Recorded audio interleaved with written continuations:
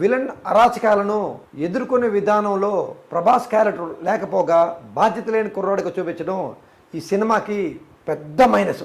నాగిమామ, నీకు అసలు ఏమైంది నాగిమామ? ఏమన్నా ఆలోచన ఉందా నాగిమామ? ప్రభాస్ని చూపించే విధానం ఇదేనా? ప్రభాస్ని ఆడియన్స్ చూడాలనుకున్న విధానం ఇదేనా?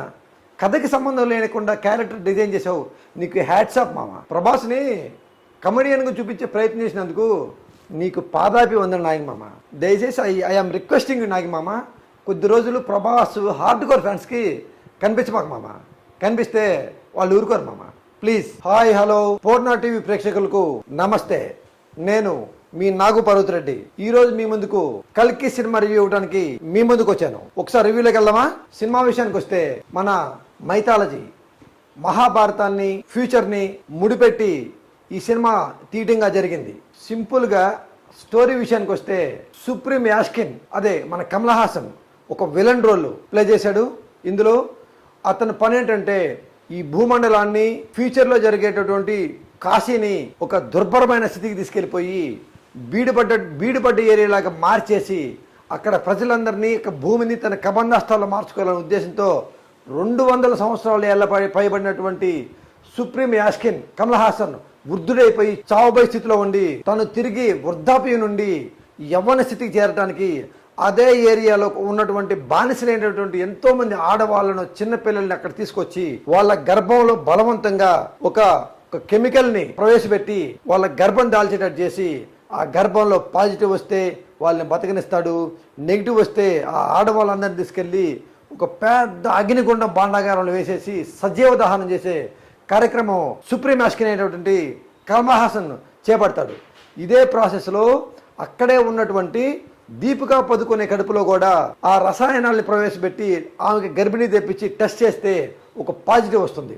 ఆ పాజిటివ్ వచ్చినప్పుడు దీపికా కడుపులో నుంచి ఒక సేరం బయటికి తీసి ఆ సేరాన్ని ఈ సుప్రీం యాస్కిన్ అయినటువంటి కమల్ హాసన్కి ప్రవేశపెడితే తను మళ్ళీ ఆ 200 సంవత్సరాల వృద్ధాప్యం నుంచి తిరిగి నవయవనంతో ఉండేటటువంటి యువకుడిగా తయారయ్యి మళ్ళీ ఈ భూమండలం మీద ఆధిపత్యం వహించాలనే ఉద్దేశంతో ఆ దీపికా పదుకొనేని అలా వాళ్ళు బంధించి పెడతారు. ఇది తెలుసుకున్నటువంటి దీపికా పదుకొనే మిత్రులైనటువంటి శంబల గ్రామంలో నుంచి వచ్చినటువంటి వాళ్ళందరూ కలిపి దీపికా పదుకొనేని అక్కడి నుంచి తప్పించాలనే ప్రాసెస్కి అశ్వత్థామ క్యారెక్టర్, అంటే మహాభారతంలో కలియుగంలో కలికి పుట్టబోతున్నాడు. ఆ కలికి ఒక తల్లి గర్భంలో పుట్టబోతున్నాడు. కాబట్టి ఆ బిడ్డ పుట్టే వరకు నువ్వు బతికే ఉంటావు అని చెప్పి శ్రీకృష్ణుడు అశ్వత్థామకి వరం ఇచ్చి శాప విమోచన జరిగేటట్లు చేస్తే ఆ దీపికా పదుకొనే కడుపులో ఉన్న బిడ్డని కాపాడే బాధ్యతను మన అశ్వత్థామ క్యారెక్టర్ అయినటువంటి అమితాబ్ బచ్చన్ చేపడతాడు. బేసికల్గా చెప్పాలంటే ఈ సినిమా కంప్లీట్గా అశ్వత్థామ క్యారెక్టర్ అయినటువంటి అమితాబ్ బచ్చన్కి, గర్భిణీ స్త్రీ అయినటువంటి దీపికా పదుకొనేకి, సుప్రీం యాస్కిన్ అయినటువంటి కమల్ హాసన్కి సంబంధించిన కథ తప్పితే ఈ కథకి మన హీరో ప్రభాస్కి ఎటువంటి సంబంధం లేదని క్లియర్ కట్గా చెప్పొచ్చు. ముఖ్యంగా కల్కి సినిమా మనం ఎవరి కోసం చూస్తాం?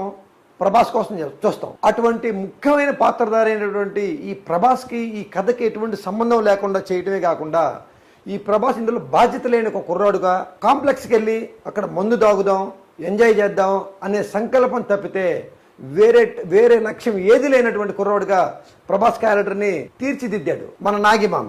అయితే సుప్రీం యాస్కిన్ అటువంటి కమల్ హాసన్ లాంటి ఒక విలను, ఒక రాక్షసుడి క్యారెక్టర్ అక్కడ కొన్ని వేల మందిని అరాచకంగా చంపుతుంటే ఎటువంటి సంబంధం లేకుండా హీరో క్యారెక్టర్ అక్కడ బిహేవ్ చేస్తాడని తప్పితే ఇటువంటి అన్యాయాన్ని ఎదుర్కొనే ఆలోచన విధానం ప్రభాస్ క్యారెక్టర్కి ఎక్కడా లేదు. విలన్ అరాచకాలను ఎదుర్కొనే విధానంలో ప్రభాస్ క్యారెక్టర్ లేకపోగా బాధ్యత లేని కుర్రాడిగా చూపించడం ఈ సినిమాకి పెద్ద మైనస్. నాగిమామ, నీకు అసలు ఏమైంది నాగిమామ? ఏమన్నా ఆలోచన ఉందా నాగిమామ? ప్రభాస్ని చూపించే విధానం ఇదేనా? ప్రభాస్ని ఆడియన్స్ చూడాలనుకున్న విధానం ఇదేనా? కథకి సంబంధం లేకుండా క్యారెక్టర్ డిజైన్ చేసావు, నీకు హ్యాట్స్ ఆఫ్ మామ. ఈ కథలో సుప్రీం యాస్కిన్ అయినటువంటి విలన్ వాళ్ళ మనుషుల బారి నుంచి దీపికా పదుకొనే గర్భంలో ఉన్న కలికిని బతికిచ్చే క్యారెక్టర్గా అమితాబ్ బచ్చన్ క్యారెక్టరు అద్భుతంగా తీశాడు. ఒక దశలో అమితాబ్ బచ్చన్ హీరోగా పెట్టి తీసేస్తే ఈ సినిమా పోయేది కదా. మళ్ళీ ప్రభాస్ని పెట్టి ఎందుకు తీయాల్సి వచ్చింది అంటే నీకు మార్కెట్ కావాలనా? ఇండియా మార్కెట్ మొత్తం కొట్టేసుకుని నీ జేబులో పెట్టేసుకుందావునా? ఇది ఏం ఆలోచన నాగిమామ? ప్రభాస్తో అవసరం లేనప్పుడు ప్రభాస్తో తీయకూడదు, అది అమితాబ్ బచ్చన్తోనే చేయాలి. ఇది కూడా ఆలోచన లేకుండా నువ్వు ప్రభాస్ని ఎందుకు పెట్టావు మామ? ప్రభాసు సింహం లాంటి నాగి మామ. సింహం లాంటి రాజమౌళి ప్రభాస్ని ఇంటర్నేషనల్ హీరోగా ఒక సింహంలాగా తీర్చిదిద్ది పెట్టినటువంటి ప్రభాస్ని నువ్వు కమెడియన్ లాగా చూపించావు నాగిమామ. ఇది ఏమన్నా న్యాయమా నాగిమామ? నాగిమామ గతంలో ఎవడే సుబ్రహ్మణ్యం, మహానట్ లాంటి డాక్యుమెంటరీస్ని అద్భుతంగా తీసావు. దానికి నీకు రావాల్సిన క్రెడిట్, ఇమేజ్ ఎంతో వచ్చింది. కానీ ఒక ప్రభాస్ లాంటి యాక్షన్ హీరోని ఇలా చూపించడం ఏంటి మామ? ప్రభాస్ని భగభగమండే సూర్యుడిలాగా, ఆకలి మీద ఉన్న సింహంలాగా చూపించాల్సింది పోయి ఇలా కమెడియన్ లాగా ఎలా చూపించగలిగింది నాగిమామ నీకు? ప్రభాస్ని కమెడియన్గా చూపించే ప్రయత్నం చేసినందుకు నీకు పాదాపి ఉందని నాగిమామ. దయచేసి ఐఎమ్ రిక్వెస్టింగ్ నాగిమామ, కొద్ది రోజులు ప్రభాస్ హార్డ్ కోర్ ఫ్యాన్స్కి కనిపించమాక మామ. కనిపిస్తే వాళ్ళు ఊరుకోరు మామ. ప్లీజ్, మంత్రాలు, తంత్రాలు, మెషినరీసు వీటితో నువ్వు సినిమాలు తీసేటప్పుడు ఇంక ప్రభాస్తో నీకేం పని మామ? అదేందో యానిమేషను, కార్టూన్ బొమ్మలతో సినిమాలు తీసేసుకుంటే సరిపోతుంది కదా.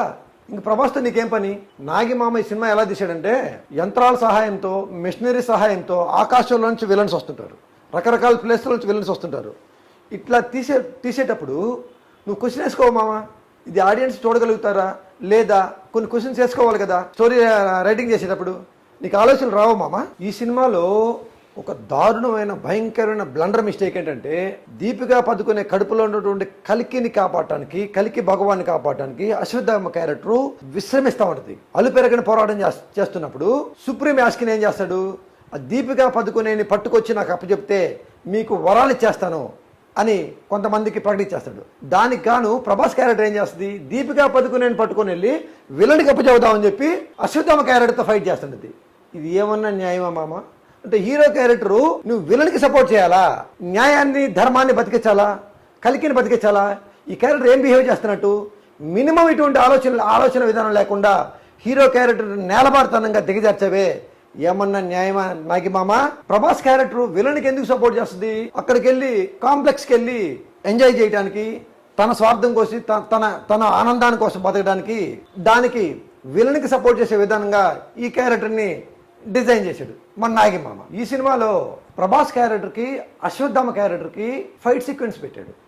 అసలు దేనికి? అశ్వత్థామ క్యారెక్టరు ధర్మాన్ని బతికించడానికి భూలోకంలోకి వస్తున్న కలికి భగవాన్ని నేల మీద తీసుకురావడానికి ప్రయత్నం చేస్తుంటే ఏకంగా తన స్వార్థం కోసం ప్రభాస్ క్యారెక్టర్ని అశ్వత్థామతో ఫైట్కి ముడిపెట్టాడు. ఈ ఫైట్ ఆడియన్స్ ఎలా యాక్సెప్ట్ చేస్తారు? ఫైట్ నాగిమామ ఏ రకంగా యాక్సెప్ట్ చేస్తారు? యాక్సెప్ట్ చేయరు కదా. ఈ సీక్వెన్స్ లో అశ్వత్థామతో ప్రభాస్ ఫైట్ లో 2-3 ప్రభాస్ వస్తారు. అసలు ఎందుకు వస్తారు?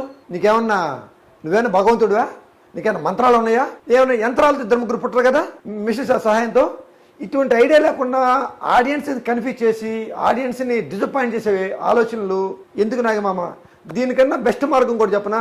ఇదే 600 కోట్ల బడ్జెట్తో నువ్వు మహాభారతం తీసినట్టే నీ జన్మ తరించేది మామ. చరిత్రలో నిలబడిపోయే డైరెక్టర్గా నీకు పేరు వచ్చేది.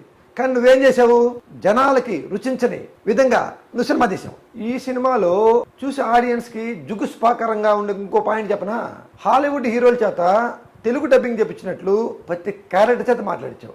ఆఖరికి శోభన చేత మాట్లాడించావు, చిన్నపిల్లడి చేత మాట్లాడించావు. ఎందుకు మామ అంత అవసరం వచ్చింది? స్పష్టమైన తెలుగులో మాట్లాడించు కదా. ఇది ఆడియన్స్కి రుచించదని ఎందుకు అర్థం చేసుకోలేకపోయావో నువ్వు ప్రజలకు చెప్పాలి మామ. ఇంకోటి, ఈ సినిమా టోటల్గా 10% ఆఫ్ ఆడియన్స్ ఏది క్లాస్ పీపుల్, ఏది సాఫ్ట్వేర్ పీపుల్, బాగా ఇంగ్లీష్లో మాట్లాడుకునే పీపుల్, వాళ్ళకి తప్పితే 90% ఆఫ్ పీపుల్కి అర్థం కాదు. అర్థం చేసుకునే స్థాయి వాళ్ళకి లేదు. ఆ రకంగా నువ్వు డైరెక్షన్ చేసావు. అసలు ఫస్ట్ హాఫ్ ఏంది మామ? తల బద్దలైపోయింది మామ. ఫస్ట్ హాఫ్ అర్థం కాక పక్కన వాళ్ళని అడిగి అరే ఏం జరిగిందిరా స్టోరీలో అనే కాడికి మమ్మల్ని దిగజార్చాం మామ. ఆ తలపోడు ఇంకా తగ్గలేదు మామ. దీంట్లో ప్రభాస్ సూపర్ ఉన్నాడు మామ, సూపర్గా ఉన్నాడు. అశ్వత్థామ క్యారెక్టరు అదిరిపోయింది. ఈ సినిమా చూస్తే సౌత్ ఇండియాలో అయితే మాత్రం కష్టం మామ. నీకు నార్త్ ఇండియాలో అమితాబ్ బచ్చన్ కోసం ఏదన్నా చూస్తే చూడొచ్చు, కానీ ఇక్కడ మాత్రం చాలా కష్టం మామ. ఈ సినిమాకి నేనిచ్చే రేటింగు 2 మామ, అవుట్ ఆఫ్ 5. నా వీడియో మీకు జెన్యూన్గా నచ్చితే షేర్ చేయండి, సబ్స్క్రైబ్ చేయండి, కామెంట్ చేయండి, లైక్ చేయండి.